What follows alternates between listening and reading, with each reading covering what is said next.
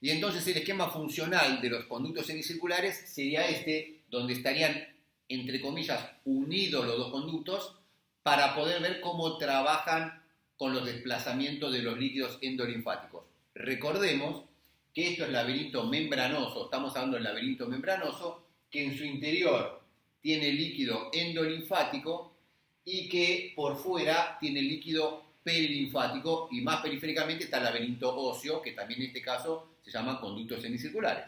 Nosotros vamos a hablar del laberinto membranoso y del líquido endolinfático y sus desplazamientos. Si yo tengo entonces mis dos conductos semicirculares, que sean exactamente igual que esto, pongo los brazos así y voy a girar hacia la derecha o hacia la izquierda, es lo que vamos a tratar de imaginarnos que hace este desplazamiento en el esquema. Tenemos que recordar que básicamente vamos a tener dos tipos de direcciones: los movimientos que van hacia la ampolla y los movimientos que se alejan de la ampolla. Los movimientos que van hacia la ampolla los llamamos ampulípetos, que son los que se acercan, y el movimiento que se aleja se llama ampulífugo, como la fuerza centrífuga de la centrifugadora, que se va hacia afuera. Hay una fuerza centrífuga que se aleja y una fuerza centrípeta que se acerca. Entonces, haciendo el paralelismo, tenemos la fuerza ampulífuga que se fuga de la ampolla y la fuerza ampulípeta que se acerca a la ampolla. En los conductos semicirculares, la corriente ampulípeta, la que va hacia la ampolla, aumenta las descargas, y la corriente ampulífuga inhibe las descargas que habíamos hablado anteriormente cuando se movían las cilias hacia el kinecilio, acercándose o alejándose. Entonces, cuando esta persona empiece a girar hacia la derecha, por la inercia que habíamos hablado, el líquido trata de quedarse quieto. Yo voy a girar hacia mi derecha y el líquido de este brazo se va a desplazar alejándose de la ampolla, es una corriente ampulífuga, y el líquido de este brazo, cuando yo me mueva, que va a tratar de mantenerse quieto, voy a hacer así, entonces se va a acercar. Tratando de mostrarlo acá en el esquema, si yo giro para este lado, cuando comienzo el giro, cuando arranca el motor, el auto, yo me voy para atrás. Cuando arranca esto en este sentido, el líquido hace una corriente en sentido inverso. Por lo tanto, en este lado tengo una corriente ampulípeta, aumento las descargas, y acá tengo una corriente ampulífuga, disminuyo la descarga. Cuando la descarga de base a 2 cruces, acá termino con 3 y acá termino con 1. Esto de 3 cruces es un ejemplo cualquiera, un estímulo cualquiera, solamente para ver que de una posición de reposo paso a un aumento o disminución de la respuesta. Recordemos entonces que en cada oído tenemos 3 conductos semicirculares, que cada uno está en uno de los que llamamos los 3 planos del espacio. Tenemos los conductos semicirculares horizontales, que están en mi plano horizontal. Tenemos los conductos semicirculares posteriores, que están vertical y más hacia atrás, en el plano vertical. Y tenemos los conductos semicirculares superiores, que también están en un plano vertical, pero más medial. La forma que yo hago, en general, para favorecer la regla mnemotecnia que uno entienda, es cuando uno se va a un rincón. Imaginémonos que acá tengo una pared, que este es un rincón, y yo pongo mi oído derecho en el rincón, por tanto está en penitencia mi oído derecho, y voy a hablar de mi oído izquierdo. Y tengo 3 paredes, o 3 estructuras. Tengo una pared, el piso, que es horizontal, que es igual a mi conducto semicircular horizontal. Tengo una pared posterior, que está bien más atrás y está en plano vertical, que es el conducto semicircular posterior. Y tengo esta pared imaginaria, en este momento, que me pone en el rincón, que es el conducto semicircular vertical o superior, que está siempre dando en mi oído izquierdo, mucho más profundo y también vertical. Estos dos planos, estos dos conductos semicirculares verticales, se unen entre sí por el extremo no ampollar, y nos llamamos la cruz común. Si yo quiero hablar de mi oído derecho, entonces me desplazo a este rincón que estamos acá, pongo mi oído izquierdo en penitencia y voy a hablarles ahora de mi oído derecho, el conducto semicircular horizontal, el posterior y el superior. Para que esto sea cierto, ya saben por el repaso anatómico que hay que bajar la cabeza 30 grados, y en este momento sí, el horizontal es bien horizontal, el posterior es bien vertical y el superior está también en el mismo plano correcto.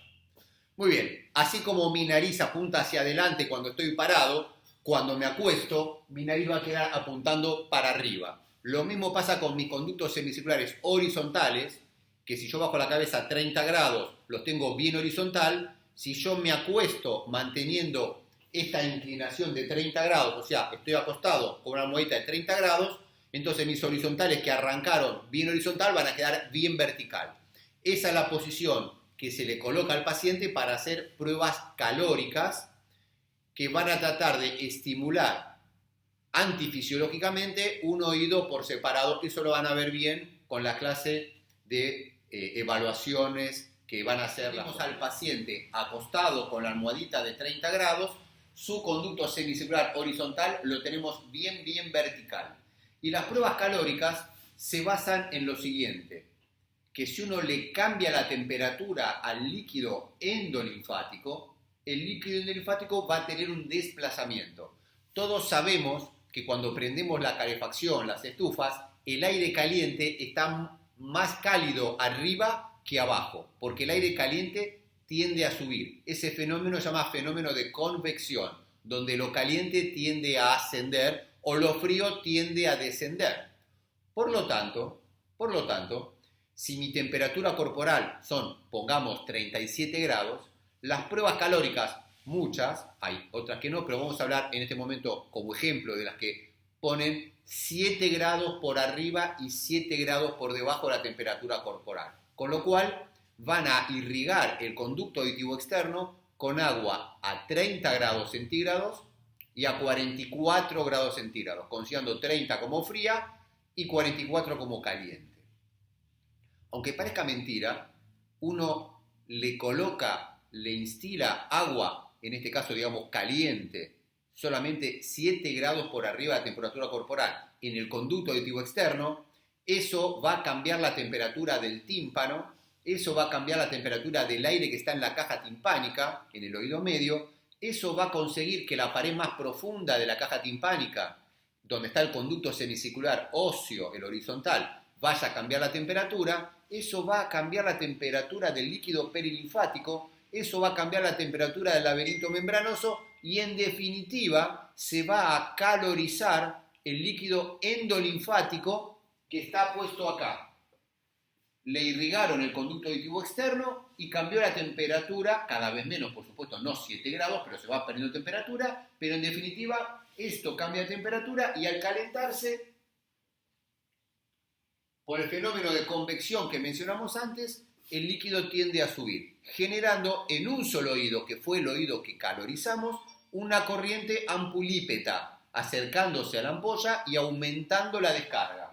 Por eso yo decía que era un estímulo no fisiológico, porque en la naturaleza no pasa que un oído se caliente y el otro no, como algo biológicamente natural. En este caso, entonces, voy a tener un aumento de la estimulación del oído en cuestión. Si le coloqué agua en el oído derecho va a tener más respuesta que el oído izquierdo. Si le colocara agua fría, o sea, a 30 grados, el fenómeno de desplazamiento sería ampulífugo, generando una inhibición de la respuesta de ese laberinto posterior. Ok, ya vimos entonces cómo se estimulan o inhiben las máculas saculares y utriculares y cómo se estimulan o inhiben las crestas de los conductos semicirculares. Estas estructuras, entonces, cuando son estimuladas o inhibidas, aumentan o disminuyen la liberación del neurotransmisor. ¿Pero a dónde va ese neurotransmisor? Ese neurotransmisor va a impactar en la membrana postsináptica, donde están las dendritas de la primera neurona. Recuerden la estructura neuronal. Estas son neuronas bipolares, donde tenemos el cuerpo de la neurona con su soma, una sola dendrita y un solo axón. Entonces, esta dendrita se conecta con las máculas o con las crestas, son estimuladas o inhibidas y la información va a viajar hasta la segunda neurona. Esta es la primer neurona de la vía vestibular y esta primer neurona está en el ganglio de Scarpa. La acumulación de todas estas neuronas se llama ganglio de Scarpa. Este ganglio de Scarpa está en lo que llamamos el fondo del conducto auditivo interno. Recordemos, tenemos el pabellón auricular, tenemos el oído medio, tenemos el oído interno y hay un pasillo óseo que se abre a la cavidad endocraniana y esto llamamos conducto auditivo interno. Y el fondo del conducto auditivo interno, que nosotros siempre nos imaginamos el fondo allá lejos, en este caso, como está descrito por los que estaban haciendo la evaluación de la base de cráneo visto desde endocráneo, el fondo del conducto auditivo externo es lateral, o sea, lo que está más cerca al oído interno que la línea media. Por lo tanto, repasando oído externo, oído medio, oído interno, conducto auditivo interno, acá está el fondo. Este es el fondo del conducto auditivo interno y acá entonces van a discurrir este axón, el conjunto de muchos axones, es lo que va a formar la rama vestibular del octavo par craneal. Y esta rama vestibular del octavo par craneal va a entrar en el tronco encefálico en busca de la segunda neurona. Y la segunda neurona de la vía vestibular es lo que llamamos los núcleos del piso del cuarto ventrículo. En el piso del cuarto ventrículo entonces hay 4 núcleos fundamentalmente.